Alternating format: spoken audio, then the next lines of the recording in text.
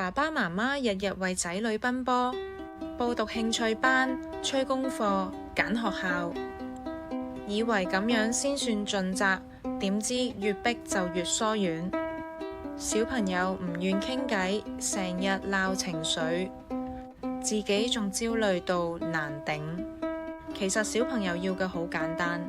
劉慈慧教授30年教養研究加親身經驗，寫成《陪伴是最重要的禮物》呢本書，唔講空泛道理，淨係分享真實故事同實用方法。書入面拆解家長常見困擾，驚輸在起跑線，唔識處理情緒爆發，幼小銜接搞唔掂。4大篇章從教育現場講到品格教養，話你知教養嘅底層邏輯唔係做完美嘅父母，而係成為小朋友願意依靠嘅人。佢教你睇到小朋友行為背後真正嘅需求，用愛同界線幫佢哋紮根，唔使死記 sell 技巧，透過陪伴同傾偈，自然建立信任關係。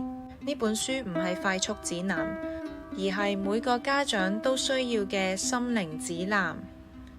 無論小朋友係幼兒園定青春期，都能揾到共鳴與啟發。與其花錢報無數課程，不如靜低讀下呢本書，學懂用陪伴呢份最珍貴嘅禮物，陪小朋友慢慢咁成長。而家就入手，同仔女建立溫暖堅固嘅親子關係啦。